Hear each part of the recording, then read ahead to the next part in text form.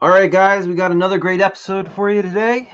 We got Phil Goss from USARK, and he's going to tell us all about these knuckleheads trying to screw us over, man. So let's get into it.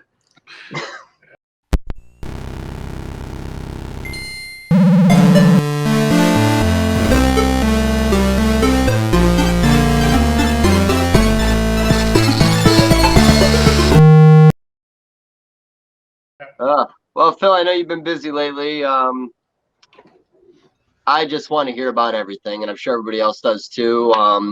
Lots been happening, all these little fights here and there in different states. Shit's moving fast, and before we can even do anything about it, especially like what happened in Alabama, it seems like things are passing. Tell us a little bit about what happened with Alabama, because again, that seemed like a record fast, moving it through and getting it passed. Tell us beginning to end where we're at, what mistakes maybe we made along the way, what we can do, and if it's a lost cause at this point in Alabama. Yeah, you said it. Alabama was the quickest I've ever seen a process move. I mean, there essentially was no process. I think it was over and done in less than 2 months, or shortly longer than that. But so Alabama, DCNR passed a ban on any species listed as injurious. So that includes a lot of the large constrictors, 201 species of salamander. So it hit the herpetoculture community pretty hard, and they also threw tegus in there, which is not a Lacey-Act injurious species, but they thought they needed to ban those, so they threw those in there. And like I said, just moved super quickly. And there was a lot of opposition to it. I mean, there was a professor from the University of Alabama who said that it shouldn't happen. We had a invasive species expert who has over 200 published works on invasive species, about 150 of those specifically on reptiles. He wrote a letter for us and submitted it. It's just they didn't want to hear it, didn't want to have anything to do with it, didn't want to listen to anybody. They had one hearing on it. It wasn't really on that matter, but we had some people show up just to speak on whatever they wanted to speak about during a certain portion on it. So even their board didn't really have a public hearing dedicated to this matter. So again, it was just all done behind closed doors. Absolutely nothing on their end to come to the table and talk about it. So it passed. There is actually a lawsuit in Alabama. We haven't been real vocal about it, but it actually got filed a couple months ago. There are 6 plaintiffs in Alabama who are, well, they're listed as plaintiffs, obviously, on the lawsuit. So right now we're fighting for an injunction, and we'll go from there.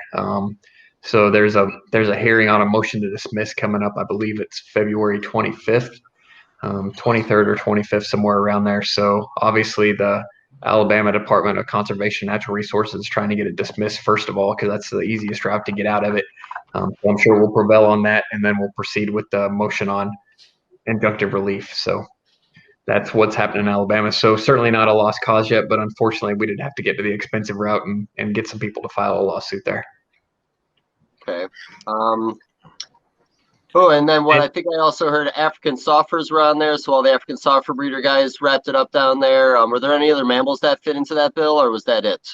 Well, it's any species. Soft furs are listed as injurious under the Lacey Act, so it's anything that's included there. So that's pretty much all that herpetoculturists are concerned with. Are again the large constrictors, 201 species of salamanders, and then there are some soft fur breeders. So those were kind of looked in there. And with a little more opposition, we may have been able to stop it. It's one of those things where I think there was more complaining on Facebook than people actually contacting the department to let them know exactly how much impact this was going to have.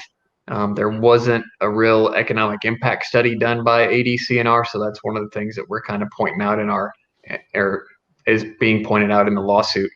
But again, enough people just kind of didn't speak up, and unfortunately, Alabama is not the most populous state, so there's certainly less people there than somewhere like Florida or California. So certainly there weren't as many voices to speak out anyway, but just real important for everyone who is affected, even if you're just a general reptile keeper, not with any of those species. You really got to speak up and make a lot of noise during these things. And so was it all about like you can't keep them, you can't ship them? Like, what exactly is the mandate currently? So they had, and I haven't heard if anybody has even received them yet. They had a grandfathering process. So if you had pets of those animals, you could keep those animals, but it would be a ban to any future business with them or obtaining any future pets. So if you were a retic breeder or a tegu breeder, you're not going to be allowed to breed and sell those animals either within or outside the state. So there's no breeding in Alabama any longer. So yeah, really the only concession that they kind of made, it was a concession because they wouldn't even acknowledge the opposition. Again, you could have your pets grandfathered. Wow. Now, a lot of this falls on us, us paying attention to what's going on, the lack of shows this past year, lack of fundraising. I feel like the entire industry is out of the loop when it comes to anything going on with USARK, anything that's popping up. Kevin McCurley did a real passionate video last night. You probably watched it, about 40 minutes long. He did a little live feed trying to get people excited. He had mentioned there was also a law this past year, I believe, in New Hampshire that ended up passing, and he said that it got reversed. They talked him out of it, got everyone to vote no, and then I think they said the congressman that originally proposed the law went and talked to all those people individually and got them to change their vote to a yes. I haven't had time to watch his video. Do you know what the law was regarding? I believe it was permits needing for breeding. I didn't get into all the details. It was kind of short, but I think the way he put it is they went in there, they talked to everybody, they gave him the science. He said it was a great conversation. He got a lot of people to flip their vote, and then it went right back. All those guys that said no went back and said yes secretly, and it got passed. So the law I believe he's talking about. So there's a law in New Hampshire that says if you breed basically any animal, that you have to have this certain permit. And the problem when the law passed, it was really targeted at dogs and cats. So it was one of those things where if you bred over whatever, I forget the numbers, but 20 dogs, if you had more than 20 puppies a year, you had to get a breeding permit. And the way it passed initially, so this was a few years ago, was actually super bad because it didn't have any numbers for if you were breeding reptiles or if you were breeding rabbits or if you were breeding something outside of dogs and cats. So the law that passed actually put, and I believe it's a pretty high number, it actually assigned a number to reptiles, which was actually kind of a good thing because before they could have said if you were breeding any number of reptiles, you had to have this permit, whereas now it's got a pretty high, I think it's in the hundreds of reptiles you have to produce before you have to get this permit, I believe is probably the law he was talking about. But yeah, it was one of those things where it went away and then it came back, but all it was really an amendment to a law that was already in place. It wasn't a new law. Okay, so that's why nothing really came up. We didn't really hear much about it. So guys, we're going to be bouncing around probably a lot. So this is definitely one of those let's raise our hands thing. I don't want to take us in too many directions, and I don't want to jump off the state of Alabama if you two want to say anything about Alabama. I tend to talk a little too much, so trying to keep everyone involved today. Is South Carolina going to be Alabama? Like, is it going to move? Do you think it has potential moving as fast as what just happened in Alabama from lack of support in that state from breeders? Yeah, so South Carolina has already been a little bit of a process in place, and I'll try to cover these pretty quickly, but some of these have a lot of history to them. So take your time. Yeah, take your time. Yeah, if people want to listen to me drone on about regulations and legislation, that's a good time. We need people. You can just take a shot every time I say legislation or however you want to handle it. Anyway, so here's shot number one. Last year there was some legislation that passed in South Carolina, and some of it was good, some of it was bad. But one of the things that legislation did that mainly talked about South Carolina native reptiles and amphibians was it gave the South Carolina Department of Natural Resources the authority to restrict non-native wildlife. And a lot of people were going, oh, whoa, they shouldn't have this authority. And honestly, I was amazed to see it come up because, nearly every other state, the state wildlife agency already has the authority to control non-native invasive species if they should be a problem in the state. So really it was something that, probably just got overlooked somewhere, and all other state wildlife agencies already have that authority. So that passed as part of a legislation package last year. And now the first thing they're doing is they're looking at tegus. And unlike Florida, they're only looking at one species, Marini. So it's just going to be Argentine black and white tegus and blue tegus. It's not going to include red tegus or Colombian tegus. So it's just that one species.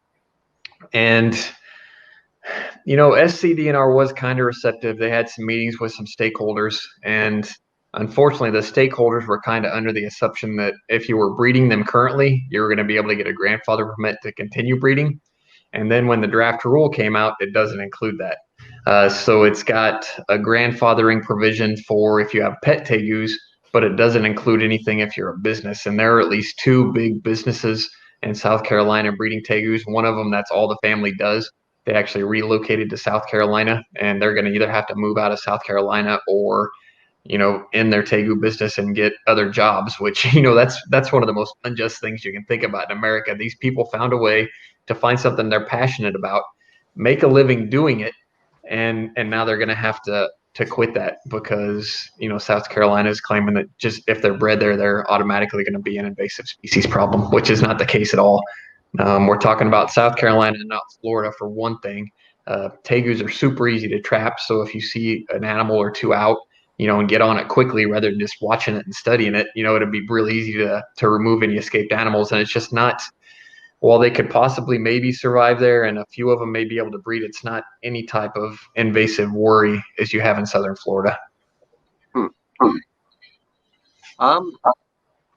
So today at 5 p.m., that was the cutoff for the petition, I believe. Yeah. How did that go? Did you guys get where you wanted to be?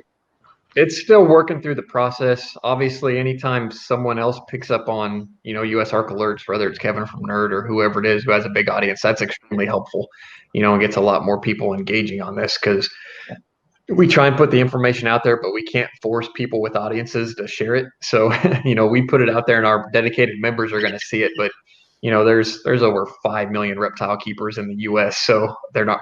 I guarantee USARK does not have 5 million members or 5 million people who get our emails or see our Facebook post. So there's a whole lot of people who are still, unfortunately, even unaware of USARK and what we do, especially when you're talking about the general pet keeper. So it's great when those guys reach out. We'll have to see where it goes from here. So we had a public hearing on the 4th. And it was good. Right after that public hearing, one of the SCDNR board members said, I make a motion to continue discussion on this matter. So that's what they're going to do on the 18th. So we had the deadline today to get in comments. So hopefully the board will actually look at those comments and when they come to their board meeting on the 18th. And when I say board, South Carolina is set up similar to Florida. If people have followed our Florida efforts, they have a board, basically like a board of directors of a company who is not SCDNR staff. So these are guys who have to approve and kind of watch over what SCDNR does so that it's not too crazy with its regulations.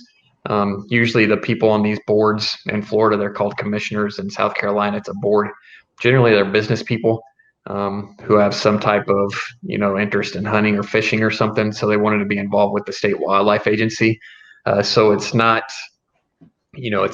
SCDNR staff talking to other SCDNR staff. So they've got to get this approved by a board who kind of oversees how the department works.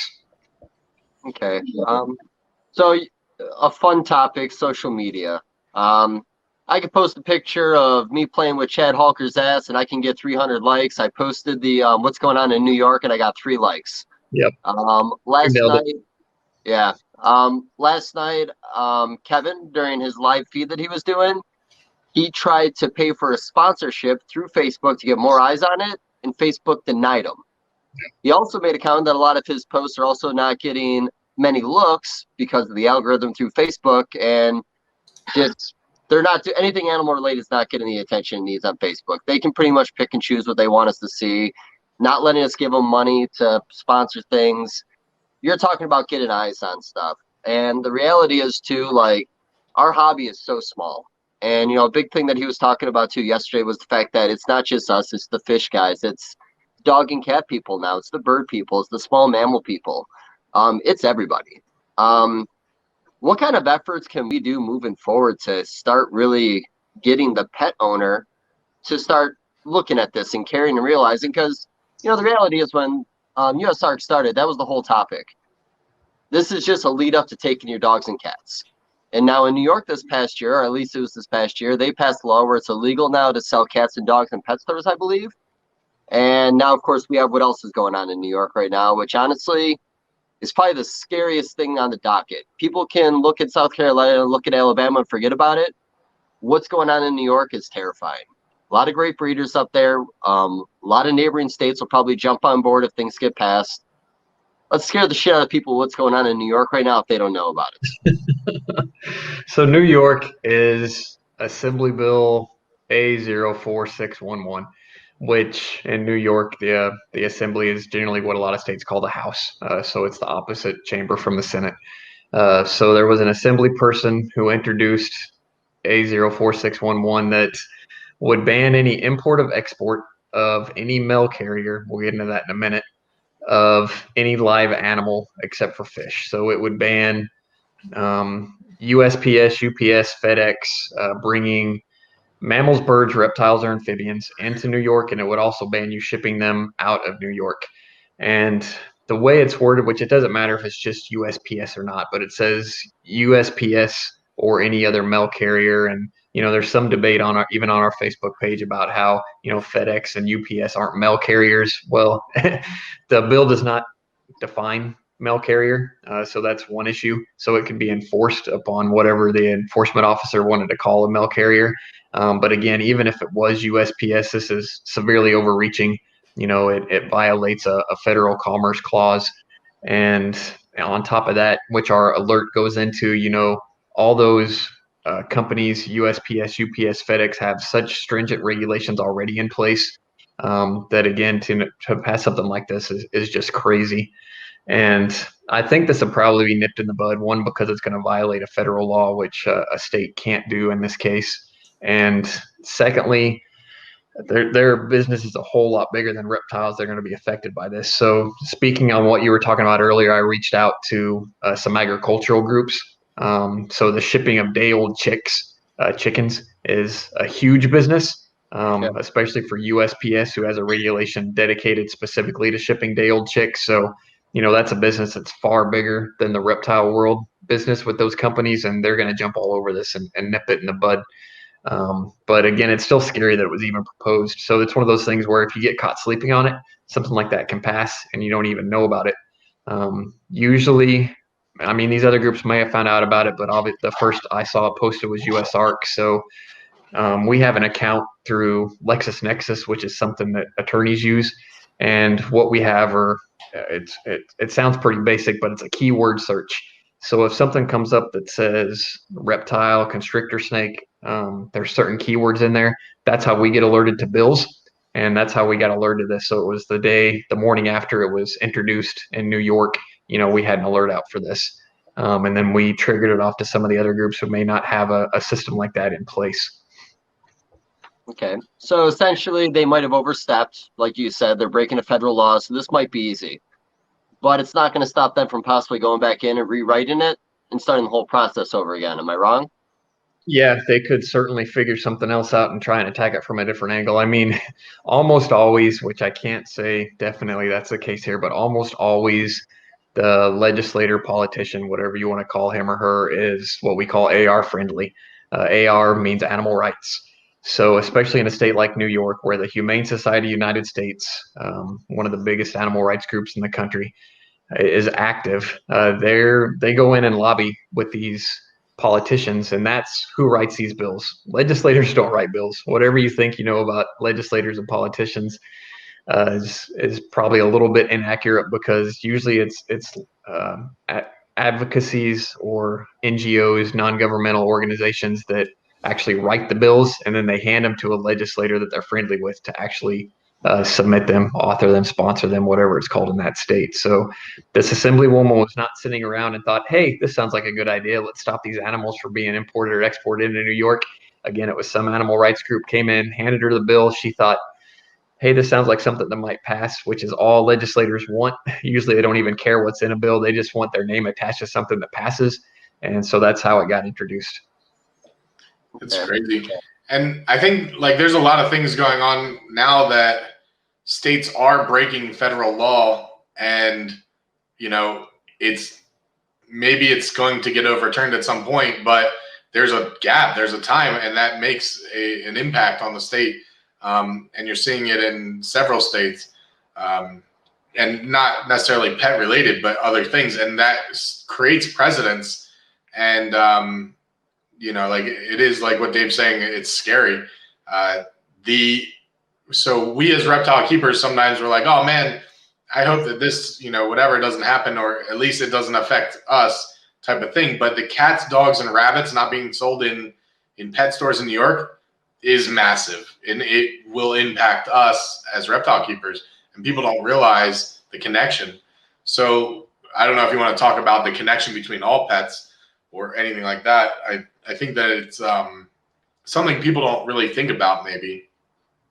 Yeah, there absolutely is a connection between all pets. So these animal rights groups, and if you don't know what animal rights means, which a lot of people are confused on the subject, animal rights is a radical ideology that wants to remove all animals from our lives. Animal rights is not something that says you can't lock your dog in a hot car. That's animal welfare. That's something we all support. Animal rights is something that says you shouldn't be able to milk a cow to get milk out of it. Animal rights says you shouldn't be able to collect chickens from the eggs because those chickens are not giving you those eggs. Animal rights wants to remove all animals from our lives, from riding horses to having a pet dog to having a pet cat to having a pet bearded dragon. They're all interconnected. They don't want humans to get any benefit from animals. So it's important to know that. And unfortunately, a lot of these radical animal rights groups, which PETA is the most famous one. So if people are familiar with what PETA is, Humane Society of the United States, and some of these other groups that call themselves animal welfare groups are absolutely actually animal rights groups, and they're not the animal welfare groups that they claim to be. Again, all three of us, all four of us on this call today, all responsible reptile keepers, we are animal welfare advocates, and that is a totally different type of animal than an animal rights activist. So you cannot support animal rights and have a pet, is how I kind of like to sum it up, because a lot of people have a fur baby that they'll call it their dog or cat, and they'll talk about how they support animal rights when having that fur baby is absolutely against everything animal rights related, because you should not be able to get enjoyment from that dog or cat. So what did you even ask me before I went on that rant about animal rights? Yeah, how they're all connected, like. Oh yeah. So again, they're just starting with dogs and cats. So that ban is passed in some states, and I hate to even say the word, and I'm not even going to say the word, but there is a phrase that was coined by animal rights groups for substandard dog breeders that goes around and gets recycled everywhere. And it's part of American lexicon now. And people hear this word and they get this horrible image in their head.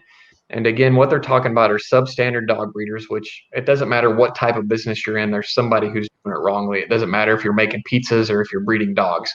There's somebody who's going to take advantage of the situation and be about it just for the money and not actually care so much about if they're going to make somebody sick from their bad tomato sauce or if they're breeding a dog too often. And so these substandard dog breeders, they're getting attacked because these animal rights groups have planted this phrase in everybody's head. And that's just what we'll call low-hanging fruit. So these animal rights groups sell this by saying it's putting an end to these substandard dog breeding facilities. And a lot of times it goes far more than that. Depending on how the bills are worded, it actually bans a lot of people from breeding, one or two dogs in their own backyard or even in their own house. Some of these are so broadly written that it bans any breeding of dogs and cats. Usually those get picked up and kind of quashed, but they don't always. So again, if you don't support selling of dogs and cats in pet shops, I can assure you that's because you've maybe never seen a pet shop that's doing it right. So there's certainly responsible pet shops out there selling dogs and cats, but again, animal rights are just targeting them. So they're going to do dogs, cats, rabbits today. Sometimes they include ferrets in that already, but then they're just going to come back and start picking off, popular reptile species and other mammal species, hamsters, guinea pigs. They're all in the crosshairs. It's just right now it's dogs, cats, and rabbits. And when we had Ryan McVeigh on, and we kind of talked about this a little bit. When pet shops, you take away the biggest seller for pet shops, if they can't sell the dogs and cats and rabbits, they're the biggest animals that go through, right? And then maybe they stop selling the pet food for it, right? And you're like, all right, well, if they're not selling the animals and they're not selling the pet food, they close.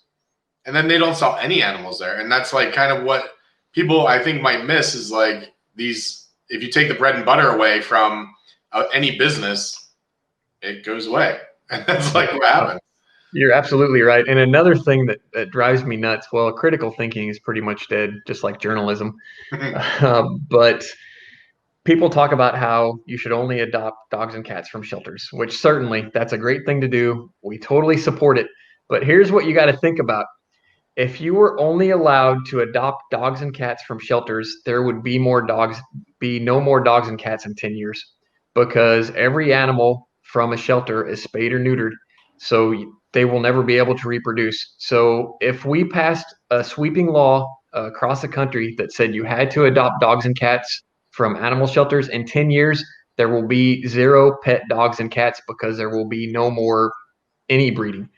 So people who, support this not happening in pet shops, there's not going to be nearly enough demand by small breeders to keep up to this, because small breeders are getting you may not read about it as much as these pet shop bans, but they're getting it nailed too. The USDA is coming up with new regulations, and it's so hard to breed dogs and cats in any kind of numbers more than just 1 or 2 females a year. And if you think there's enough people breeding 1 female every year or two to support what people want in puppies, it's not going to happen. So again, all this, it's just over-regulation that eventually the animal rights group's plan is for there to be no more pet dogs and cats.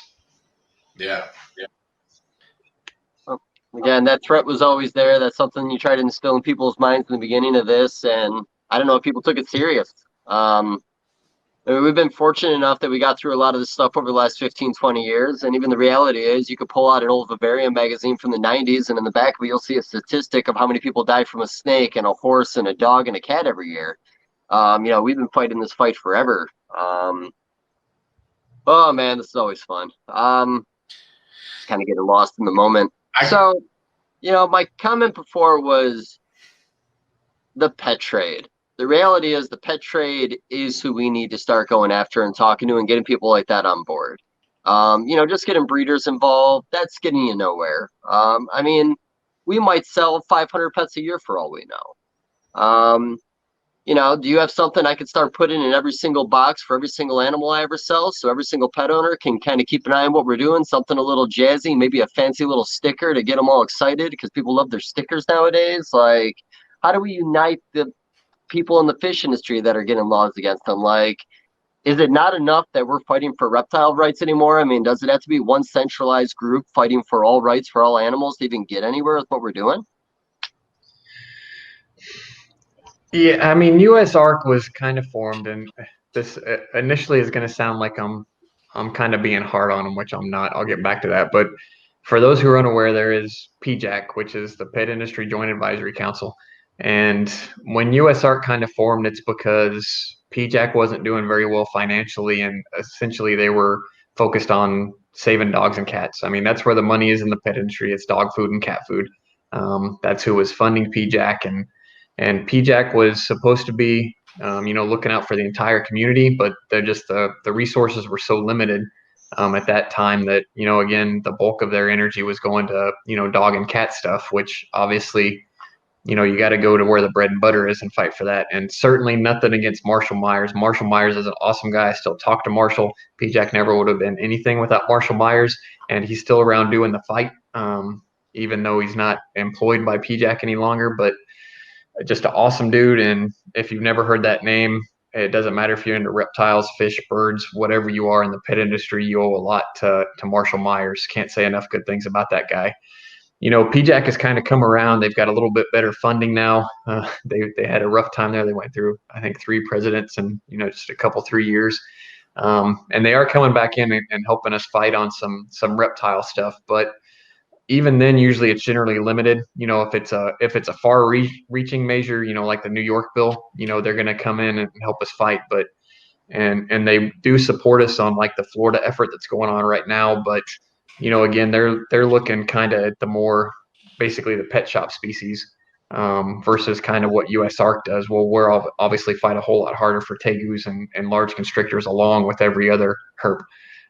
So they're still around and they're more involved than they used to be, but that's kind of where USARK came from, because reptile people thought that they weren't being represented by the broader pet industry advocacy. Okay. Like you said, nowadays, how what's your relationship like with PJAC now? Are these conversations you guys are having a lot? Or you guys just kind of your own independent thing? And if you happen to cross paths, you cross paths? Like, what's that relationship like? No, I try and work with anybody. So any group that's out there working for responsible people, whether it's in agriculture or the avian world, the aquaculture world, whatever it is, always reaching out to those people and always welcome to talk to them. And yeah, really involved with PJAC actually since I became president for USARK. So I was on the board for a few years. Now I'm on a couple of their government affairs committees.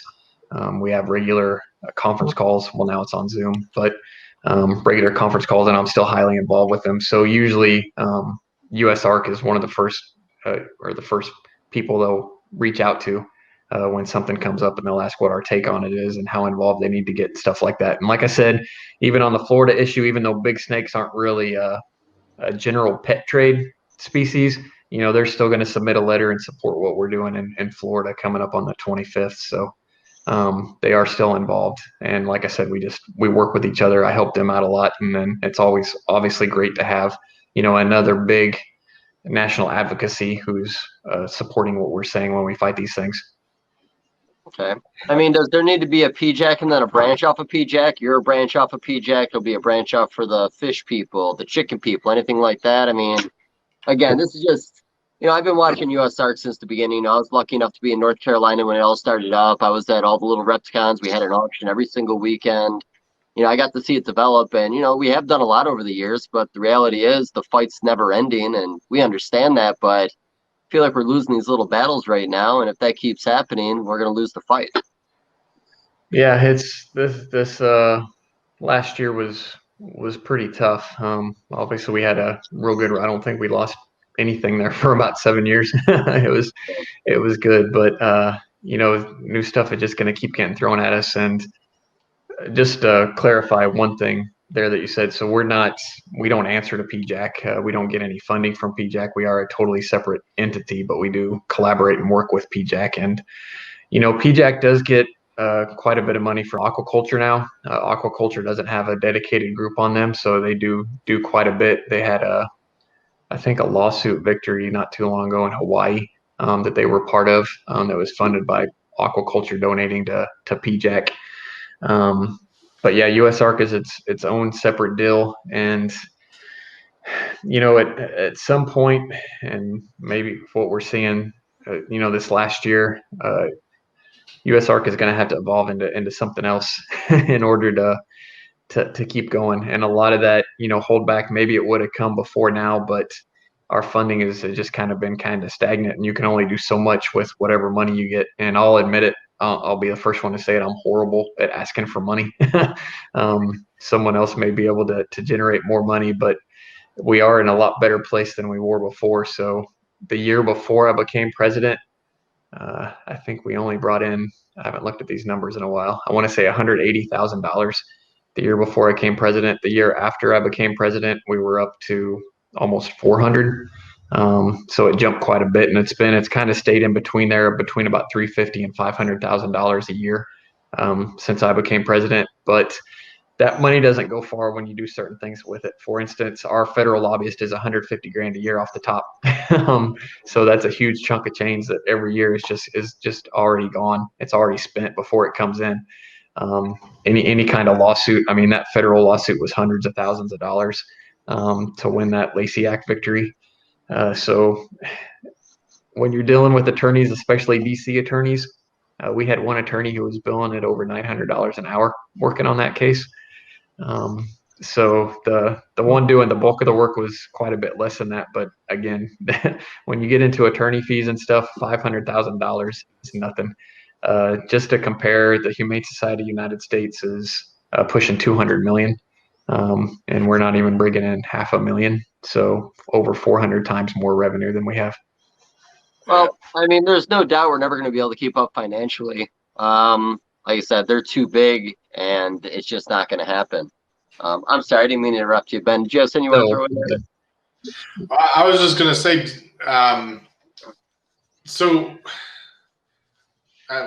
my mind started going in a different direction a little bit, but I wanted to talk about kind of maybe what PETA and HSUS, what they do that people don't realize, that they do. with all that funding. You know, I'm on their sites and I look at their stuff, and it's all, I mean, it looks very fancy, but definitely they are trying to dissuade the human population into thinking they're doing something beneficial for animals. But in reality, they don't. I'm sure that you have more stories about, like, and I want to say, like, I want to stay above board and stuff, but it doesn't, like, I really don't like those organizations at all. And so I'm cool. And I think most people that would watch this would be cool with just trying to talk about some of the stuff that people don't know happen behind closed doors, you know, with HSUS and yeah, we could, I mean, we could go an hour plus just talking about animal rights groups and the animal rights industry. I mean, it's an industry. It's something that most people are clueless about. And I've given a lot of lectures on it. One of them was even to a national board of veterinarians. But anyway, I'll just do two quick things on HSUS. So first of all, Humane Society United States, which is HSUS, which are the commercials you see on TV, they do not run a single humane society. People need to know that. The Humane Society United States, if you send that money to HSUS, that money is not going to go to your local Humane Society or any other Humane Society. So HSUS just capitalizes off of that name. There were humane societies for decades before HSUS was founded. I believe it was either in the 50s or 60s when HSUS was founded. And again, they have nothing to do with your local humane society. If you're going to donate locally. Do not send your money to HSUS. So instead of sending that money to the local humane societies, that money is going for exactly what we're talking about here. It goes to lobby legislators. The bulk of it is going back into advertising. So it's ridiculous. It's like 30 or 40% of their revenue just goes right back directly to advertising. They have dozens and dozens of people that are making over $100,000 a year. The ASPCA, which unfortunately is a group that we usually classify as an animal rights group, they only run one ASPCA in New York City. Local SPCAs are not funded by the ASPCA. And I just read an article. The president for the ASPCA got, it was over $800,000 in salary plus benefits last year in 1 year. I mean, he's pushing $1 million. That's where your money's going. It's going to payrolls and pensions and all this stuff. So that's story number one, is know where the money is going when you donate to those big national organizations. And story number two, which is why it's so important for USARK and for reptile people to speak up. We had a huge win in Arlington, Virginia, going back, I think, about 3 or 4 years now. And Arlington, Virginia was important because Arlington, right across the river from DC, is one of the most populous cities in the United States. So it's something that all politicians across the U.S. kind of keep their eye on what Arlington is doing. And they wanted to do a broad sweeping ban that included all kinds of reptiles and other things. And we got invited to a roundtable discussion that included two of the hotshots for HSUS. And one of the executives introduced their reptile expert at this roundtable discussion. And this reptile expert wanted to ban constrictor snakes. And the city asked her which constrictor snake she wanted banned, and she could not name a single species of constrictor snake. She said, "I will have to get back to you with that species list." And of course, I'm sitting over there laughing, running off scientific names of constrictor snakes and stuff. And anyway, we stopped all that. We squashed it. The city was bright enough to see that these people didn't know what they were talking about. There was no reason for this to pass. And a lot of that final regulation was actually written by USARK. The animal control called us and worked with us, and we were the ones who actually wrote the final regulation, versus if we hadn't showed up, there would have been a broad sweeping ban and HSUS would have got their way. Wow. And to follow up on that, there's a common saying you hear in the world of lobbying that the world is run by those who show up. And that's an example of that. If USARK hadn't been around, if USARK hadn't shown up, HSUS would have got their way, and there would have been a broad sweeping ban in Arlington, Virginia. And for all the people who think their voice doesn't matter, we hate to resort to that, but sometimes at these hearings, which it's a different world now in COVID, but at some of these hearings, when we have 100 or 200 people show up and voice their opposition, that's what stops it. You like to get it stopped before, and usually the decision is made, at that hearing, but a lot of voices can make a difference. Okay. Go ahead, Ben. Yeah, I was just going to say, like, people will say, oh man, like HSUS, they help out little SPCAs and things like that. And I'm like, sometimes, and I've heard stories where they'll buy a rescue to like save it, and really they just euthanize all the animals and that's it. And people are like, wait, what? Like that? Well, yeah, because those animals are tainted now because they've been in their pets, and they don't want pets, like they don't want people that own animals, so they get rid of them. And you're like, what? Yeah, I'm not going to say I can verify a story like that, but I can tell you that HSUS is notorious for going into especially national disasters, weather disasters, and shooting some footage, taking some video, and saying they did all the work when it was actually the local groups who did all the work. So they are known for piggybacking on the work of others, but then they're the ones who have the huge following and the money to spend on commercials. So they're claiming they're out there doing all the work. And the way I always put it is, HSUS does do some good work, but it's just enough to give them enough PR so that they can go out and fundraise off of it. So they do enough good work to keep the money rolling in, is what they do. And they've got, so there's a group, the name's going to escape, Humane Watch, who post a lot of these articles about them. I think the last one they put, HSUS has tens of millions of dollars sitting in offshore bank accounts collecting interest. And so that's tens of millions of dollars that people donated that could be being used to help animals right now. Instead, it's sitting in offshore bank accounts so that HSUS can keep paying their payrolls and pensions instead of actually helping animals. Well, a lot of these questions, I just want to say one thing. First off, I think you guys do a great job. I love everything about USARK. Thank God we have a USARK. I know some of my questions, it's not so much questioning what you guys are doing, but like you said, this is an adapt or die scenario right now. Like, we need to find new ways to try to keep up with things.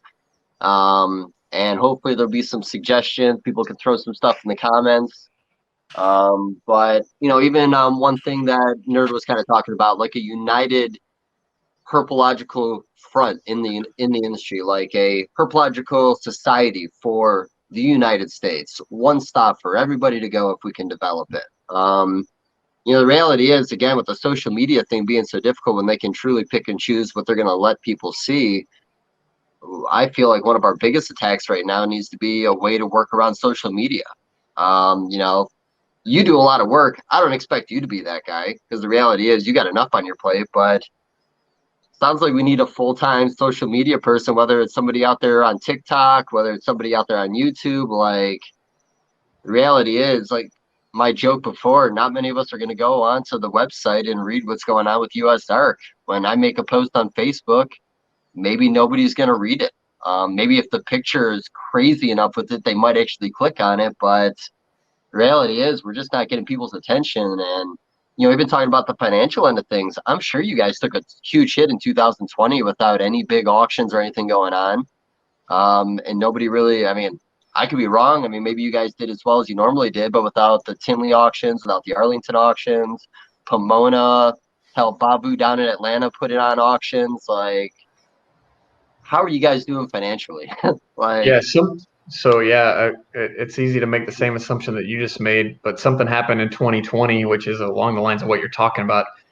There are a lot more people talking about USARK. I think in 20 and 21, it kind of, we got hot and heavy during our lawsuit, and everybody was talking about us, and then we kind of died down because there weren't any major fights, which unfortunately it's a major fight that kind of brings the community together, which you hate to see that happen. You hate to see the sky is falling before people step up. But anyway, after COVID and all that stuff got shut down, there were quite a few people, just now I know Ryan McVeigh was one of them. A lot of people on social media and there's whatever followings they had who were talking about donating to USARK. So actually our memberships in 2020 were through the roof. We probably had as many people either renew or join for the first time in 2020 as we had in the previous probably 3 or 4, maybe even 5 years combined. Because before, exactly what you just said, people felt they were contributing because they were going to these auctions and they were spending money at the auctions and they were supporting us, or they were buying T-shirts at shows or whatever it was. And I think enough people realized that they weren't doing that, so they started either just sending in general donations or signing up as a member. So there's so much more of that in 2020 that was totally unexpected. So that's keeping us fine financially for right now. All right, good. Well, that's a positive. Yep. Yeah. Oh, Ben, you got anything, man? 'Cause I'm going to jump around a little bit on this. You can jump around. I have some off-topic stuff. Go ahead. Yeah, no, go ahead, man. Let's get a little off topic. I can refine my questions. Okay. So there is something you could put in your mind that we could talk about at the end during the Ben's time. We talk about stories about auction stuff because Dave and I both have been a part of a lot of crazy auctions, but we'll talk about that in a little bit. Get that, let that marinate a little bit in your mind. But let's talk about you a little bit. I wanted to hear about, how you got involved in animals in the beginning, reptiles. Talk about your reptile collection and how you got into USARK and, obviously the knives. We want to talk about that. Yeah, I mean, it's not a real exciting story. It's the same story that most herp keepers have is, as a kid. Well, I lived in the country, not everybody did, but I was just crazy interested in the native animals that were around, and I always wanted a snake as a kid. My parents would never let me have one. I think I finally got one, California banded king snake, when I was 16 years old. Was the first snake I was ever allowed to have, but had some lizards and native toads and stuff before that. So, like most people, I was just interested in herps for one reason or another, and it just kind of evolved. And the way I got involved with USARK was, it was a one-line email that I sent to a USARK board member that just said, "Who's stepping up?" And that was, when it was announced that the other guy was going away, he who shall not be named. Went away. I sent a one-line email, and that's what it said. It said, "Who's stepping up?" And that led to an interview with the board, and then I became president. And, you were involved with ZoomEd at that point? Yeah, I was a regional sales director for ZoomEd. Okay. So, and that led to, and I've heard a bunch of stories, you sleeping in your van to save money for USARK and I don't know if I don't think I ever did that because I've never owned a van. But yeah, certainly the expenses, the travel expenses went down a little bit after I became president. I mean, I always stay at choice hotels, which are nothing fancy, but I realized from the get-go that USARK was going to have a limited budget, so anything I could save on travel, I certainly tried to do. But I wasn't sleeping with any hobos in any alleys by any means. That's good, I guess. I mean, yeah. It's like, what's wrong with hobos and alleys? Or David, I'm sorry. No, it's fine. No, it's because I look like a hobo right now. I'm a little offended by what you're saying, honestly. Okay, so really quick, we're, like I said, we always bounce around. We just cut it loose. We never have a plan going into any of this. I don't remember what exactly it was called, but was it the Big Cat Act, or what exactly was the whole thing through Carol Basket this past year that finally got passed? Oh, the Big Cat Public Safety Act. So it didn't actually pass. It made it through one house, and now it's back again this year. So that's been, I don't even know, it's like the 5th or 6th Congress that's been around. So that was nothing new at all. It just became a little bit more awareness of it spread after Tiger King, obviously. But yeah, that's been floating around for over a decade. And it's essentially going to ban just about anybody from privately owning a big cat. It's going to ban any type of public interaction with those animals and does some things like that. And like you said, over a decade, I think that's something they've been fighting for about 15 years now. What kind of effect will that have on our hobby when they start lumping exotic pets into something, like regardless of what it is?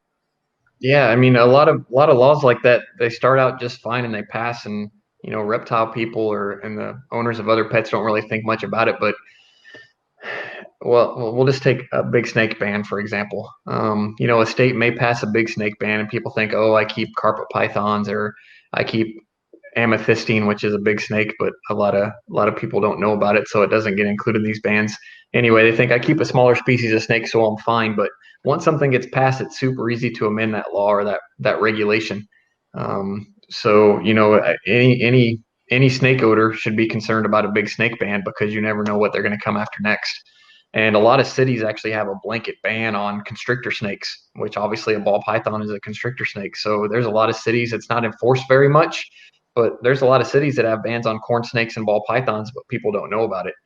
Because the only time it really gets enforced is if your neighbor complains, or if you're one of those turds who goes to McDonald's with your ball python around your neck or something like that. That's when it gets enforced. And otherwise, it's not like they're going around knocking on doors looking for sand boas or anything like that. So, but a lot of places those are banned and people just aren't aware. So as far as the Big Cat Safety Act, it's one of those things, even reptile people would agree, most of us, that you shouldn't own a big cat. Certainly, there are people who have the resources to do it, but as we've kind of come to find, there are a whole lot of people who had those animals who didn't have the resources to keep them properly. And that's why you get bans like this. Same thing with the big snakes. Some of those big snakes can be awesome animals for people to keep, but I think unfortunately we got to a point where there were too many people with those big snakes. It takes a big cage. It takes a lot of money to feed that animal. It takes a lot to heat that enclosure. It's not something that people should take as lightly as they do. People buying a reticulated python should know how big that animal might get. Obviously, we're talking about the mainlands. Now we got the new bonsai dwarf market, which is another story. But, if you're talking about a big mainland retic, that's a serious animal that has a very limited number of people who should own it. Certainly, they're easy enough to keep, and we know how to keep them, that if you know what you're getting into, that's not going to be an issue at all. But if you're going to buy a retic and keep it in a 55-gallon tank with a clipped-on screen lid, that's unacceptable. Or a plastic tub. It's that doesn't work. I can't guess how many people think this way, but I know a lot of them do, because I did the same thing when I was 18 and I got my first Burmese python. In my head, when it got too big, there was going to be a bunch of zoos out there that were going to be happy to take it off my hand. And I know a lot of people think that way. But not the case. Like I said, once these animals get to that size, what the fuck are we really doing with them? And I'm always really surprised how big that market is. I'm always blown away by how many retics are produced every year. And I know a lot of them are leaving the country, but the big constrictor market's always baffled me. Because I don't know many people with big constrictors, but the big constrictor guys are producing a lot of animals. Yeah, and certainly, again, it's something that if you know what you're getting into, it's an easy animal to keep. But again, you got to know what you're getting into. It's not something that you should buy just because it's yellow and white. It's not a good reason. Well, I agree. So this is probably a touchy topic. It'll probably piss some people off, but do we have to give a little so they stop taking? Like, do we have to turn into Europe? Do we have to have regulations on our cage sizes, license? I mean, hell, in Australia, there's 4 different licenses to get, like A, B, C, D, let's call it. You get your license, you can breed lizards. You get your second license, you can move on to a little bigger snake. Then you can either skip to, I think, number 4, which is your venomous, or you can go right to number 3 and work with your larger constrictors. Like, by giving a little, is it going to make them overtake or give them too much control? Like, what exactly? Like I said, what are we going to do? Like, like I said, this is we need fresh thinking. We need new things. Something's got to happen. Yeah, it's one of those things that certainly a lot of people aren't going to agree. A lot of people just want no regulation. And the real problem, a lot of people talk about falconry. Falconry, you can go through an apprenticeship and you can go and you can get one of those animals, but there are not millions of falconers in the U.S. It is not comparing apples to apples. Over 5% of American households have a pet reptile. 5% of American households, 1 in every 20 households, does not have a bird of prey that they have. So, again, it's not apples and apples. So falconry has this regulation that you can go through in order to keep those animals. But how do you write something like that when you're talking about millions of people? It's just, it's hard to wrap around. An avenue we tried to take, which 99% of the people who listen to this aren't even going to know about it or probably even saw it. But after we won the federal lawsuit, USARK published a couple reptile acquisition forms. So they were forms. They were both Word documents. So you could go and edit them however you wanted. But basically what it was obviously targeted for species that everyone shouldn't have, species that aren't good beginner pets, like the big, like tegus, even sulcata tortoises. And what it did was you had your buyer sign it, and what you wrote on there was, the species name, that the person, and really what it was kind of some bullet points. The person accepts that this animal, how long the animal is going to live, how much it's going to cost to keep this animal, how large of an enclosure the animal is going to require. But it's just something to make people think before they do an impulse buy. So again, someone walks up to a reticulated python breeder's table and looks at how amazingly beautiful the animals are and says, I want to take that home. And this is something so that hopefully what it would do would be make that buyer ask the breeder questions such as, how big is this animal actually going to get? I'm actually going to have to find a source of rabbits to feed this thing when it's full grown, and things like that. So again, they were just, the links are probably buried on the website by now because that was a few years ago. But we tried to give something out there for the community to do through these reptile acquisition forums that would serve as a one is self-policing, and to kind of create a model that we're trying to do things here that are going to stop some of the problems. Okay. Well, I can't emphasize enough, and I don't want to be a broken record on this, but social media presence. The reality is you guys have done an amazing job since the beginning. And like you said, laws that you guys beat 3 years ago, 5 years ago, 7 years ago, 10 years ago, like, in all honesty, we should be celebrating it every year, bringing it back onto the front, letting people know what we did 7 years ago, how we got there. Like, I don't know how big like the Brian Barcheks are in this. I don't know how big the Jay Brewers are in this when it comes to social media presence, even talking about it, because they really appeal to the pet market. Like, it is so funny how, like, I was talking to Chad Fuchs before I got on the phone with you today, and I brought up what was going on in New York, and he had no idea what was happening. It either didn't pop up on his Facebook feed, maybe we're not checking the USARK website enough. Again, not trying to be an asshole, because again, I think you guys do an amazing job, but we're a very simple-minded people, and that's just not the community. That's all of us, man. And sometimes we just need to be spoon-fed a little bit more. Sometimes we, like we said, like on Facebook, like if you want to get people's attention to maybe buy something or do something, you're going to put some crazy, outrageous picture of Pamela Anderson on there, and then above it's going to be like, I'm looking for an Argentine boa. Like, it's, again, I'm so glad that we have as many new members, and I'm already working on some stuff in my head that I'd like to do for our business to try to get more of our customer base to want to be members for USARK. And I'll talk to you that afterwards and all that. I don't want to throw anything out there without talking to my partner, but I have some things I think could help. But yeah, really, in the end of the day, like, you look at what we do as a community and how united we are.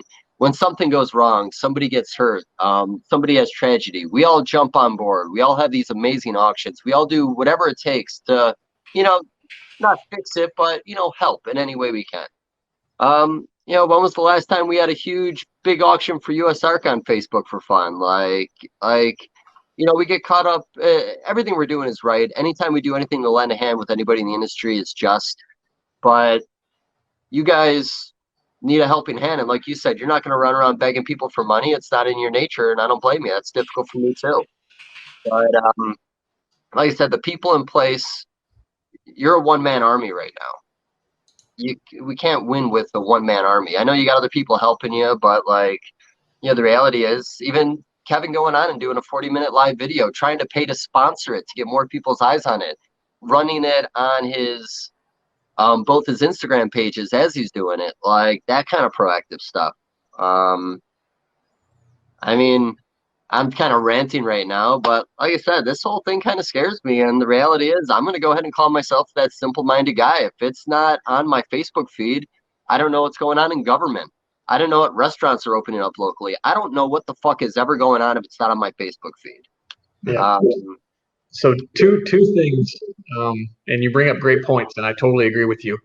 So one, we send out newsletters with all these alerts. So the thing, I'll get to social media in a second, but the most important thing people should do is just go to usark.org, usark.org, and it's free. You don't even have to become a member. So if you're on there, scroll down on the right side, join our mailing list. So you fill that out, and then your email automatically gets put in our system. So anytime we send out a newsletter, it will come to you. So I know a lot of people, and they may not check their email every day or whatever, but at least it's coming to your inbox. and we only send them out for important stuff. There's way less now because we used to send them out before every major show, and now we're not sending them out for that. So you can see, so over here where it says alerts, all those things are what's included in our newsletter. So at least it's coming to your inbox and you can scan through and see if anything affects you. Again, everyone should do that if you want to keep up on what's going on. And secondly, with social media, yeah, it's a huge problem. So to throw some numbers at you, before Facebook started charging for boost, so it doesn't matter if you're a nonprofit organization or a for-profit business, it's really hard to generate traffic. So because Facebook wants you to boost things, which means they want you to spend money to promote your post. Before Facebook started doing that, our organic reach on a general or in any week was 10 million people. I mean, it was huge. And once they put that in there, it totally dropped down.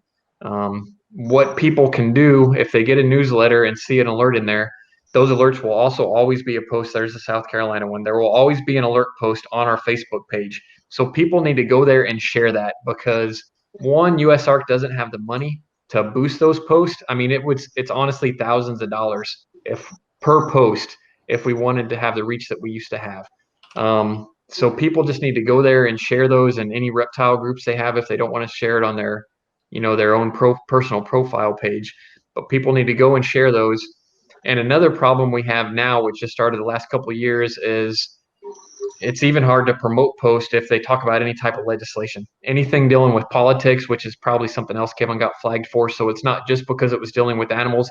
Anytime it has anything to do with legislation or politics, it's almost impossible to get Facebook to promote any traffic on it because they're too concerned about being sued over something. Kind of like what we're seeing with Twitter go through right now and all that stuff. They really put the strings on anything that's even generally rated with legislation and politics. So it's super hard for us to do it.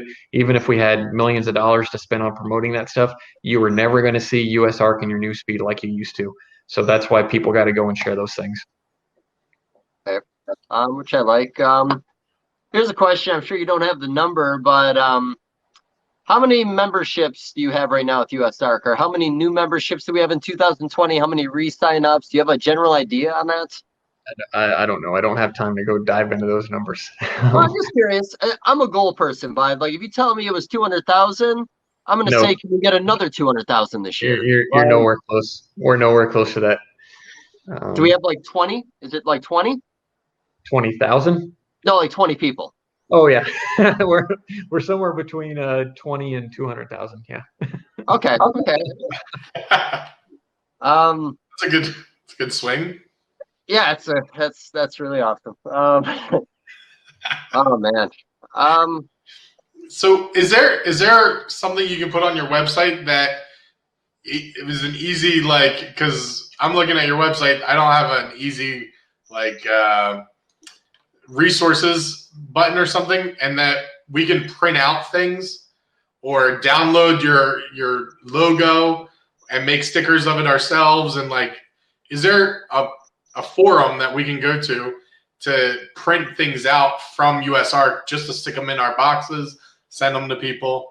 We did have that stuff on there. I have to honestly so that's a new website. It hasn't even been up a year. I don't know if anybody saw that when we released it, but I don't know if those got transferred to the new website. I would check, but generally what we like is for people to contact us and ask for that stuff. That way we can send them high resolution stuff because we like to know where it's going before people are using the USARK logo or anything because we don't want it being used in some way that would represent USARK badly. And two, unfortunately, we've had this happen. I mean, we've caught people who are collecting money saying it's going to USARK and we never get the money.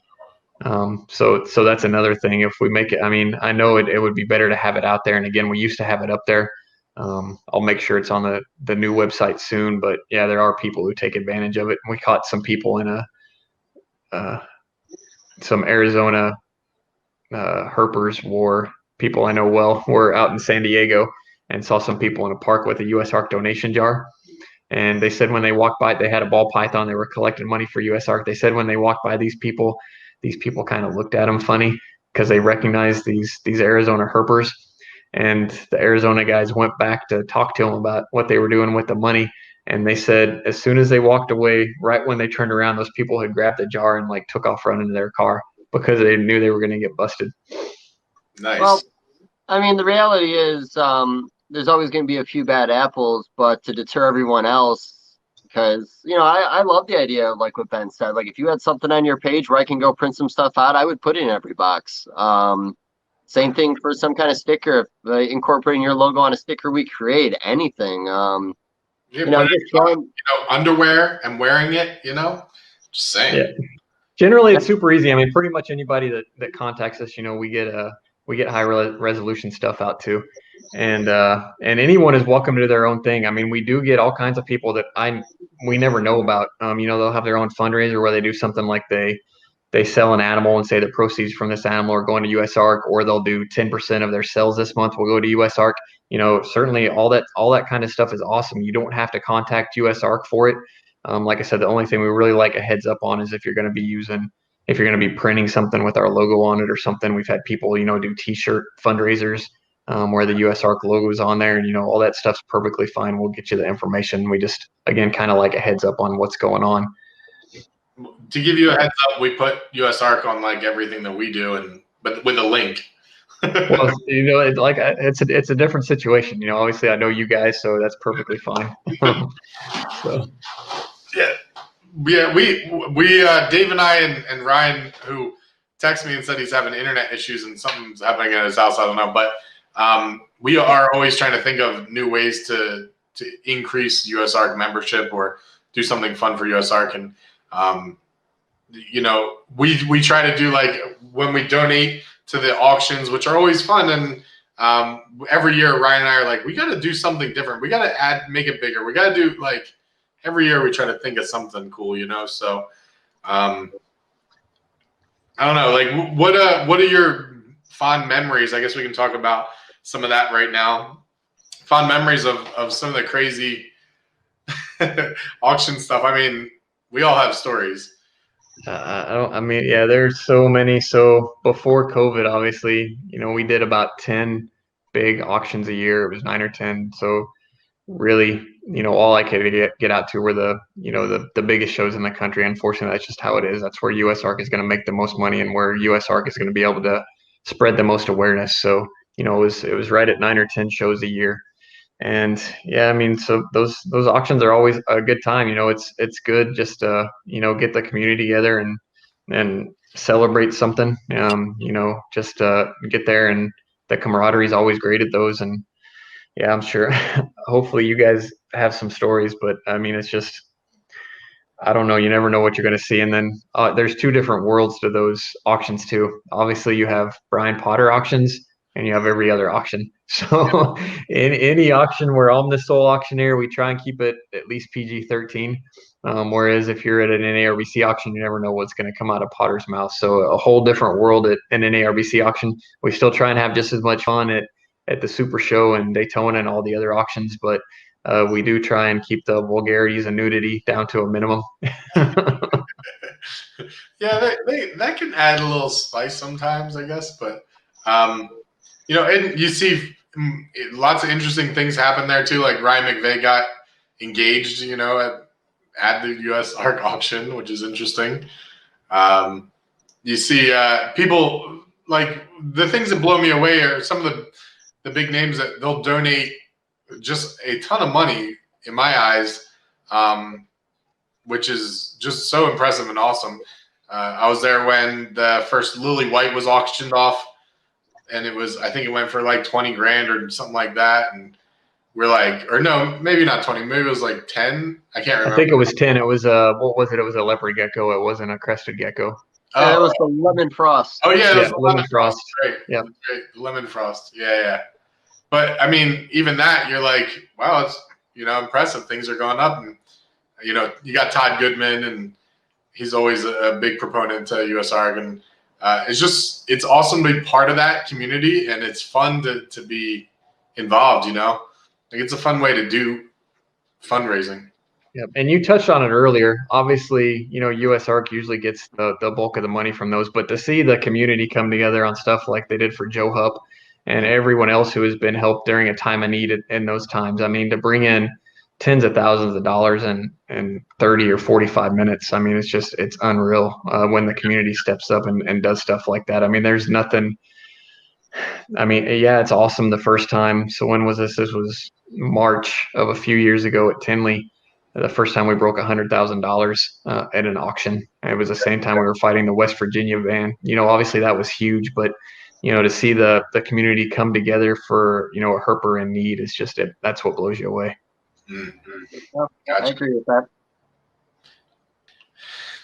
Yeah, sorry, Ben. Not nearly as much fun as some of the other stories at at auctions, but it's certainly awesome to see when we can do that. I know the same thing for Tell Hicks. That was super cool. Oh, yeah. After Tell had that tragedy and got paralyzed. Yeah. But yeah, always good times. Usually, Jello shots make the night proceed a little quicker or maybe longer, depending on how you look at it. But yeah, when it's been a few years now, but in Daytona when Chris Nettles got I think he won like 2 bags of those Jello balls, the Jello shot balls. It was a rough night, I think, for everybody, but it was a good time. It's always fun. Well, yeah, I always actually, speaking of auctions and drinking, the next day I always show up Sunday at reptile shows, and I'm looking rough just because Saturdays are just nuts. I mean, we got to collect all those auction items. We got to set up for the auction. I get up there and do the auctions. I'm always hoarse on Sundays, and people are always about, oh man, you were so trash last night, or oh man, you had a good time last night. Look at you. And I'm like, I'll tell them, I'm like, I had 1 drink last night and got through that thing, but it's just because Saturdays are so long that everybody just goes around thinking that I got trashed and was having the time of my life, when that's not the case. It's just Saturdays are long.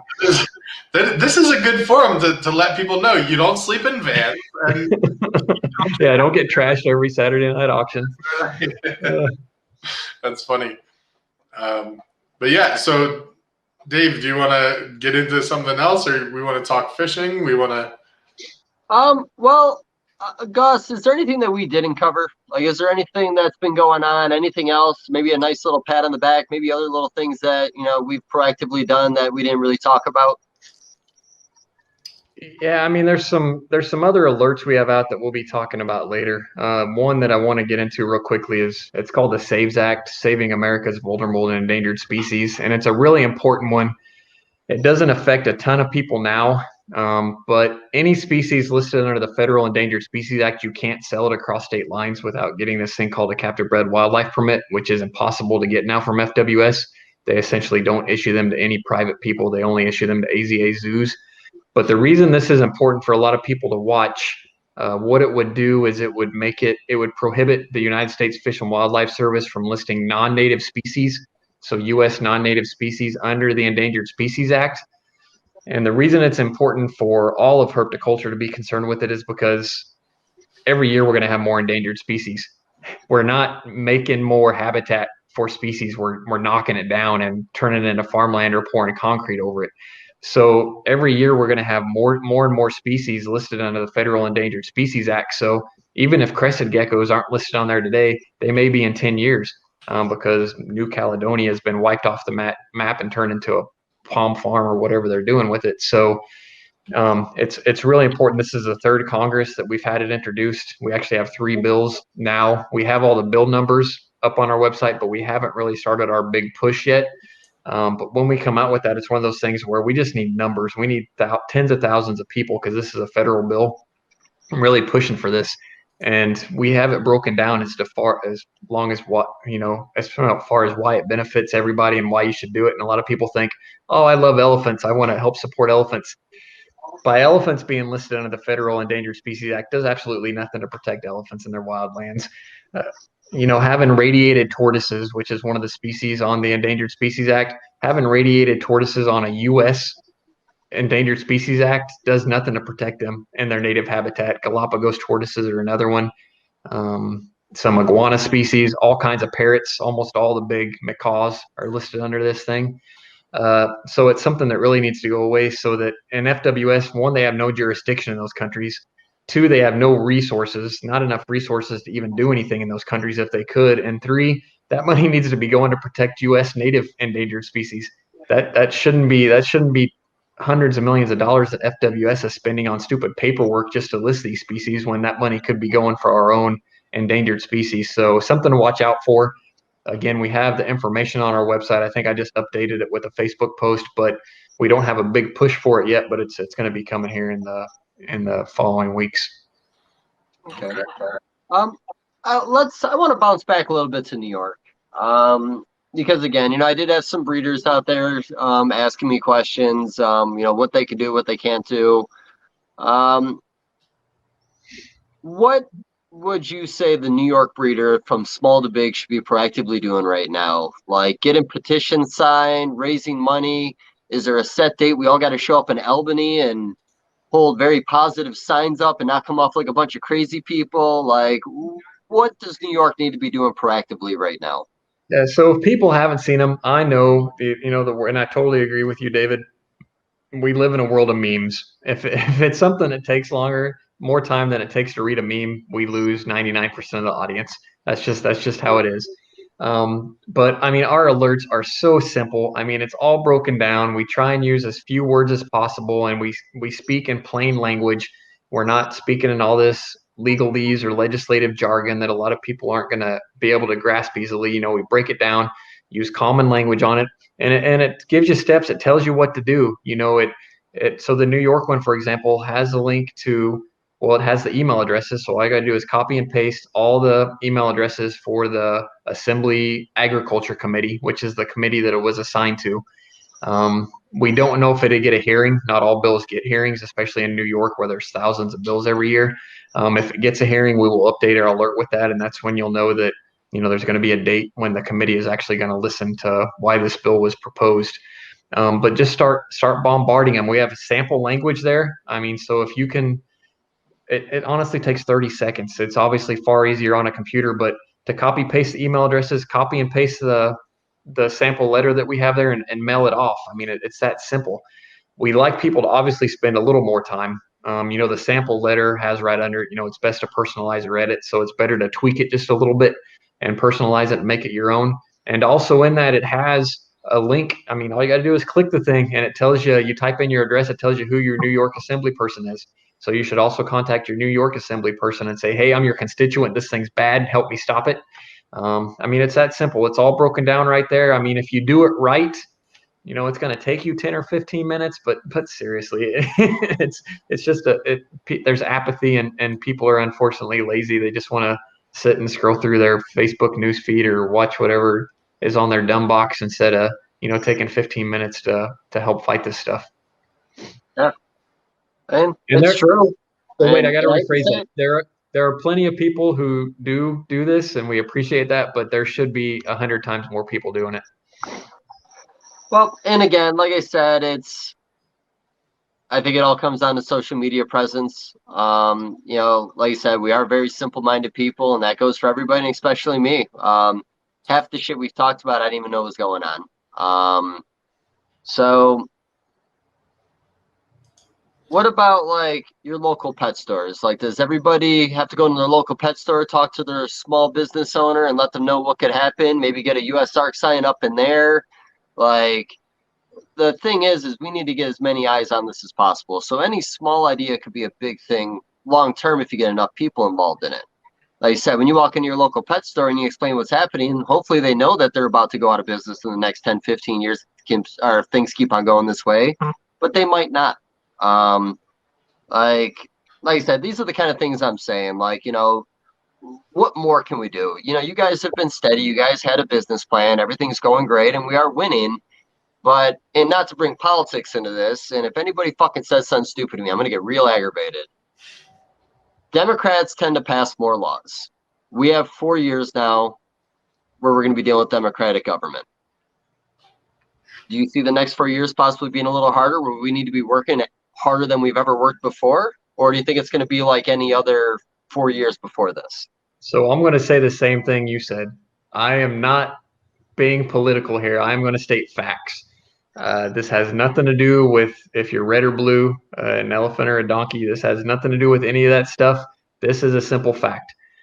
Animal rights groups, when they go to DC and generally at all the states across the country, they talk to Democrats. Again, I'm not saying one party is better than the other. I'm stating facts. These bills that are introduced, 99.9% of the time, they're introduced by Democrats. We're talking about animal bans or animal related things.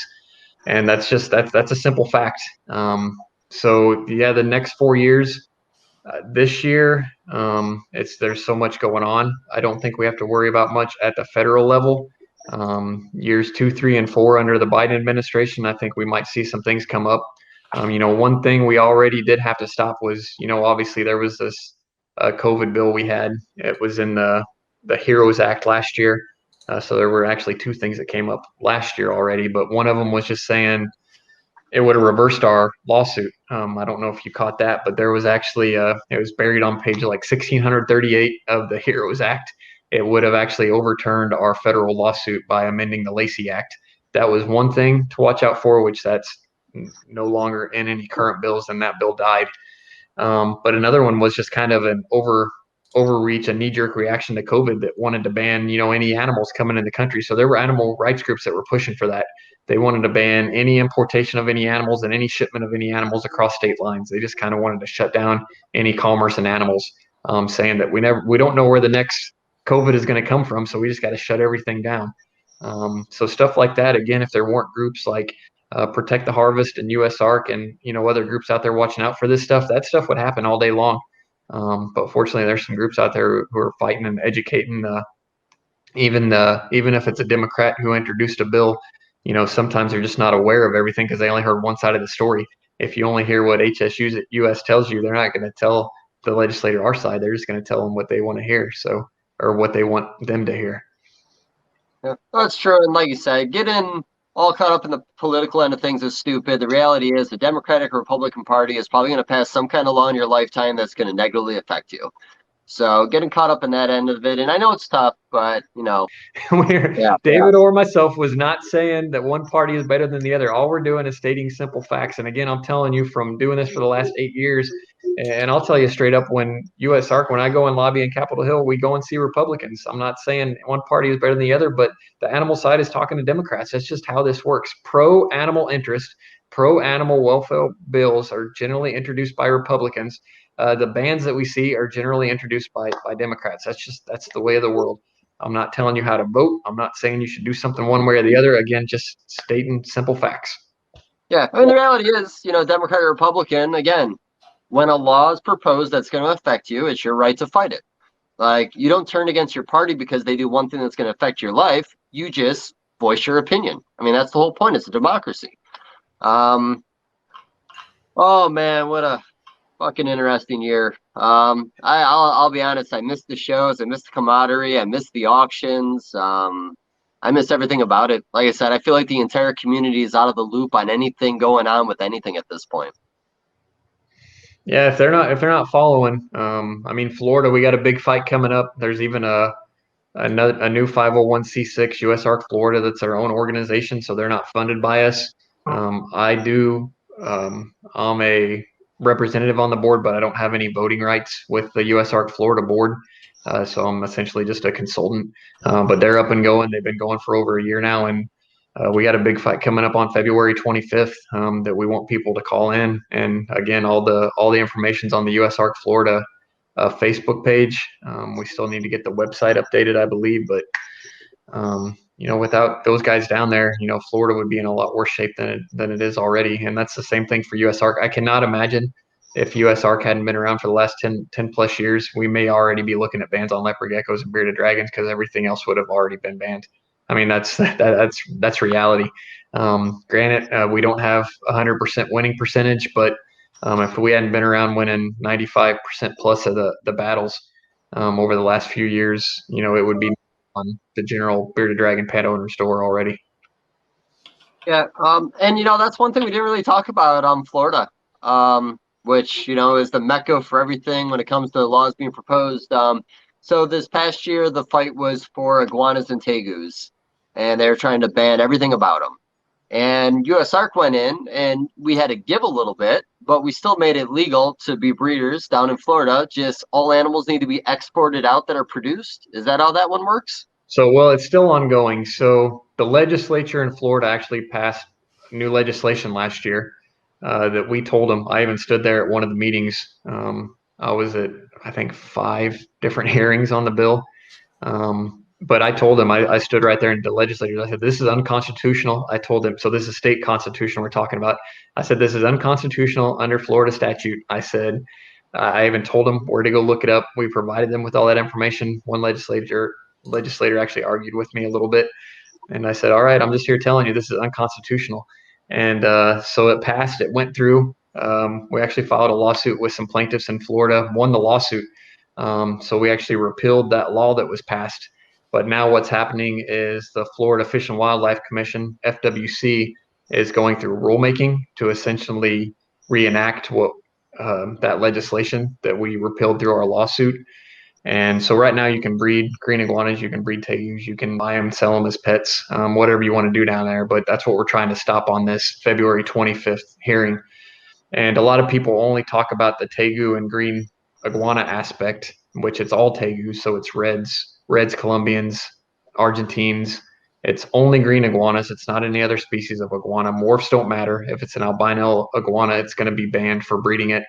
But it also includes everything that's currently conditional species in Florida. So it's also going to be a ban on any breeding of reticulated pythons, green anacondas, and 10 other species of large snake and Nile monitor. So it's about a lot more than just the tegus and the green iguanas. Boa constrictors falling in on that one? No, they're not on there. It's the typical big snakes, African rocks, Burmese pythons, amethystines are included in that one. The 2 anacondas that nobody's ever seen, the Benny and the Deschanacys anaconda. Well, actually, those were already banned last year. But anyway, it's the 7 or 8 largest species of snake is all it's included currently. That doesn't mean that something else might not come later. Okay. Did you have something you want to say, Ben, or just you vegging? You did a little reading over there, a little light reading? Yeah, I'm reading at some of these, some of the stuff. I was looking at the Florida website as well. Seeing if there's things that I should be throwing up on the screen for people to see. No, you're fine. So, the 25th down in Florida, what town is that being held in? Well, it's a virtual meeting, like a lot of things these days. So yeah, you don't even have to go to it. So it's set up just like this. It looks similar to what people would see on the screen, during this. So it's up at the top is going to be all the commissioners, which is similar to what I spoke of earlier. The commissioners are all business people. They don't work or they're not employed by FWC. So actually, Jack Nicklaus, the famous golfer, his son is actually a commissioner. It's people like that, people with more money than anybody listening to this is going to have, who gets appointed to these things by the governor. And we've had meetings with them too, but it's just going to be the commissioners up at the top of the screen. When you actually call in to speak, which FWC will give a little presentation, 15, 20 minutes, whatever, and then they open up the lines for public testimony. And all you do is dial the number and call in and wait for the tone to come on your phone. That means you get your 3 minutes to speak. And it's not even any video on the people speaking publicly. All it is audio. And, we just need, honestly, we need hundreds of people to call in, because what makes an impact on that is FWC staff can see how many people are in queue, and then they're going to announce to the commissioners, we have 400 people in queue to speak on this thing. And that's going to get their attention. That's going to get the attention of the commissioners. Yeah, there's a little flyer that USARK Florida made. And it's like 2-3 sentences that people need to say, and we have it broken down on their Facebook page. Anybody that calls in, which you'll have to give your name and introduce yourself. And then all you're doing is saying that you oppose this rule, you oppose this ban, however you want to word it, and that you're asking for a dedicated TAG meeting on this matter, which TAG is a technical advisory group. But again, that information is on the USARK Florida Facebook page. So, it's 10 seconds of speaking is all we're asking people to do if you're not someone with a substantive comment. So obviously, if you're directly affected by this, if you're a tegu breeder, obviously those people are going to take up their full 3 minutes. But if you're just a general person calling in so that they can see there are hundreds of people in the queue, if you come on, it's 2 or 3 sentences that you're saying, and that's it. So the reality is, if 1,000 people call in, how many people you think will be heard? Yeah, so that's another issue we'll run into, and it kind of causes problems. We want to have a huge showing, so they can see how many are in queue, but obviously we also need to be sure that the people like USARK, and we have an expert calling in, an invasive species expert calling in, and the tegu and iguana breeders and big snake guys, we need to make sure they're heard. And they said they're going to limit this to 2 hours of testimony. So what they'll do is, if they see that there's that many callers, first they'll reduce the time from 3 minutes to 2 minutes, and they may push it back. They may go 2.5 or 3 hours on it. So that's why if you do call in, it's important that you just get out those, couple sentences to say that you're a stakeholder who's affected, you oppose it, and you want a dedicated tag meeting on this.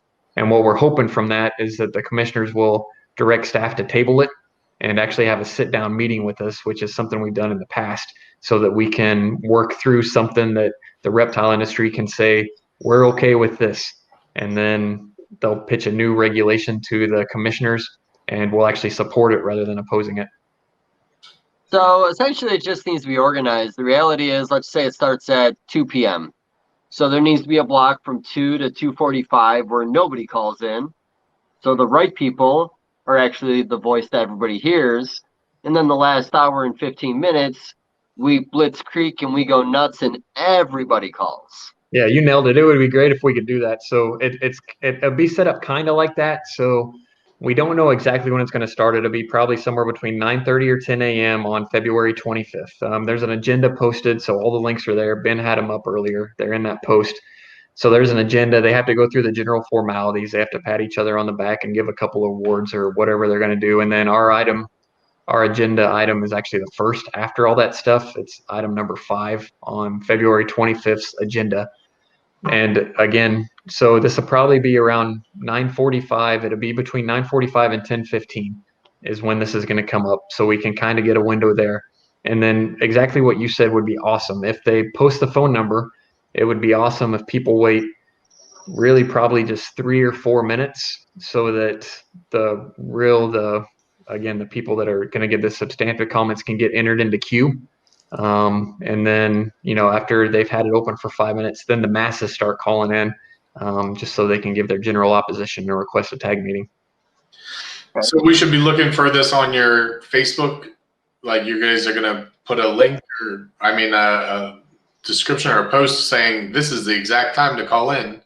Well, we can't do an exact time because it would just have to be, you would have to be just sitting there watching the USARK Florida Facebook page. So there will be, they don't even have it posted yet, so we can't do it. But FWC will post a link to the Zoom meeting. I think they use something else. They use Adobe or something to have these virtual meetings. But they'll just have to go through the process again. They'll go through 30 or 45 minutes of formalities, and then our item comes up. So really, it would just be best if people can tune in at 9:45 or 10 o'clock, and you may have to sit for 15 or 20 minutes until they get to this item, but then you'll be there and ready to go. Nice. Okay. But yeah, as soon as that link goes up, there'll be a post on the USARK Florida page that will get posted. I'll share it on the USARK page, and it'll have all the information and details there. So with it being, will your post get to the masses, or is that going to be something that's going to be censored by Facebook? Yeah, again, we can't, because it's something Facebook's just going to tag it. So I can tell you exactly how it's going to go down. Even if we went to boost that post so that it would get a wider audience, Facebook's going to tag it as being political, and it won't go anywhere. Because it talks about, because you can't really have a post like that without using a word like regulation or rulemaking or rule, and even if it says commission in there, it's probably, Facebook has all these keywords that, is going to flag any kind of post, so that it's not going to go anywhere. So yeah, it's something that, people just got to step up and share this stuff around. Okay. Oh, buddy. Well, Benjamin, what do you got for me, man? I think that's enough political stuff for me for one day. I don't want to, we could drag this out. I love that we started talking about Florida. I like that we're at least brainstorming on some things, but yeah, man, I don't know how you do it. I got one question for you. Yeah.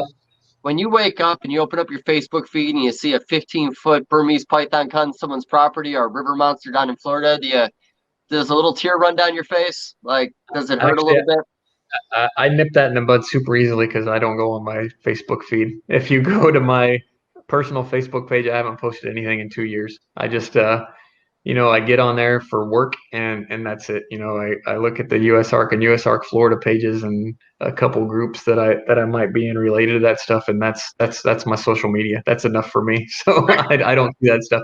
I do see it anyway because we have all kinds of like Google alerts. So if any article pops up that has certain keywords, I'll get those in my email.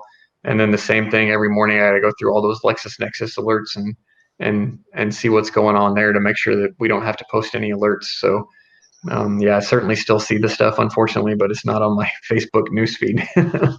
I go on your Facebook page all the time just to see stuff like this. No, don't. Come on, dude. Why you gotta go there? Well, I mean, I'm glad Ben went there and I didn't have to go there. So it's kind of a relief. Hey, you should be proud of yourself, bud. Next interview, you're going to pop that top. We're going to get a whole lot of attention. Yeah. We get all kinds of hairy guys watching. Yes. Hey, man, there's a community for everybody. As long as they're signing petitions, who cares? Take one for the team, buddy. There's a bunch of bears out there that will love a guy like you. The bears would come in droves. I had that one sitting for a while, just waiting to come out. Yeah, I did too, but it was mostly in my head. I actually that picture is engraved. I don't even have to look at it anymore. I can just see it now. Hey, that's what I get. I put it there, so that's what it is. Hey, my own fault.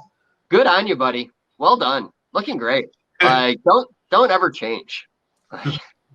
So what other hobbies do you have outside of USARK? I mean, there are some. When the weather's nice, I mean, I'm a big fishing guy. Just like to be outdoors as much as possible. Used to take a lot of photos, but that kind of dropped by the wayside. But yeah, getting outside just as much as possible. I sit on my butt and stare at a stupid screen long enough. So when it's nice out, I'm outside doing something. And what about the knives? The knives.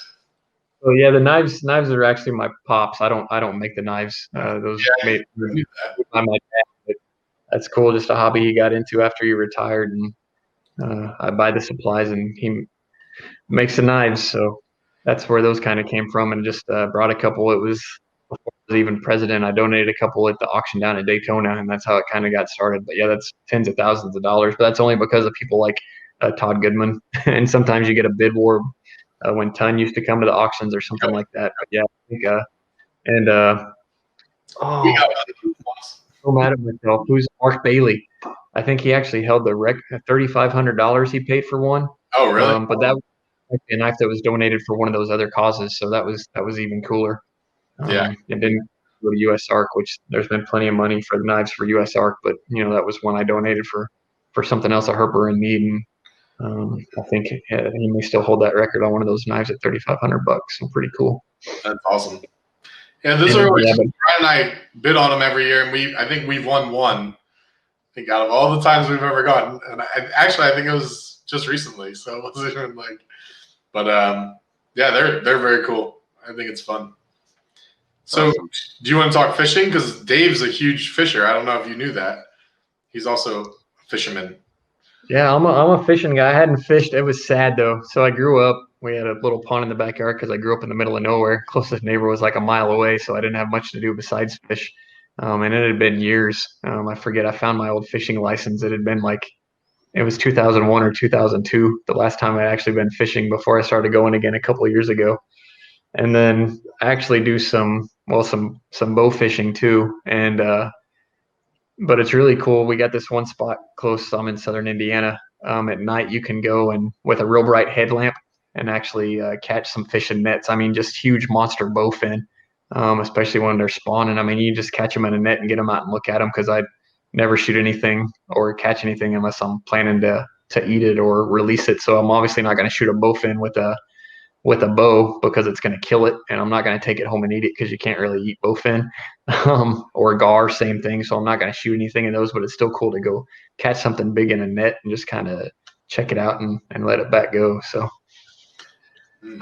Yeah, I love bowfin. I got a few really good spots for them in Missouri. I'm going to start fishing them probably in about 2 months. I think the bowfin population has taken over everything else. Like everywhere you walk, there's just big bowfin everywhere.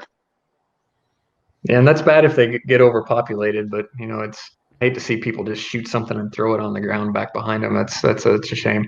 And then we've got, well, even here in Indiana, we have those Asian carp.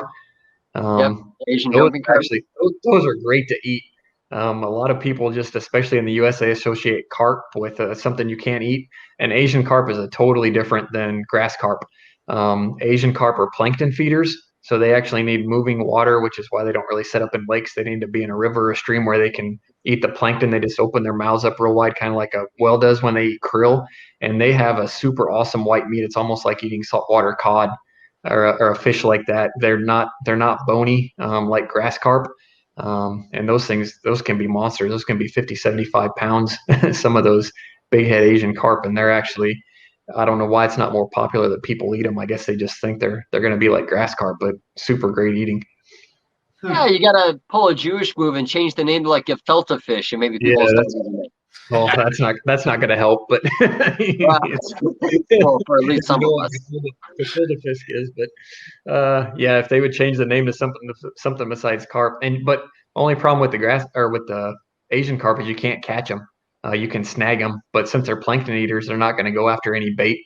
So really, bow fishing is about the only option you have with those carp. Huh. Yeah, I don't fish nearly as much as I used to. Missouri's not that bad, but outside of a little bit of pond fishing, I've been limited. I'm in Florida for the next few days, so I'm going to try to catch a Goliath grouper. I lost like 4 last time I was down here, so hopefully my hook is big enough to actually get one in this time. Yeah, that's a little bigger than the fish we have here in Indiana. Well, I grew We up got some big catfish. That's about as big as we get. That's it. Yeah, I grew up on catfish. Yeah, nothing wrong with that. Well, Goss, man, we know you're busy. I could talk fishing with you for hours, and I'm sure next time I have the show, I'll show you some really nice fish pictures. Well, again, we really do appreciate you making time for this. We really want to talk to you a couple months ago, but you were already booked with a few other people, and we're snooty, so we don't really like sharing too much. But no, like I said, I think there's so much going on right now that people aren't aware of, and I'm sure this little bit might help out. But like I said, I'll probably start bugging you. You let me know if my ideas are stupid. And like I said, we're a great community, and people love the challenge. And I think there's gonna be a real big challenge moving forward these next 4 to 6 years. So hopefully, a lot more people get a lot more proactive, even with little small things. Once we figure out what the game plan is. No, yeah. Any type of awareness spreading is greatly appreciated because, like I said, we need it. We don't have hundreds of $1,000s to spend on PR campaigns and stuff, or even to boost a Facebook post, which wouldn't work anyway because they're be labeled as political. So yeah, anything to share the stuff, and that's free to do. Thanks to everybody for doing that. Absolutely. Yeah, for sure. Well, Benjamin, man, you got the prettier voice, man. Sound us out.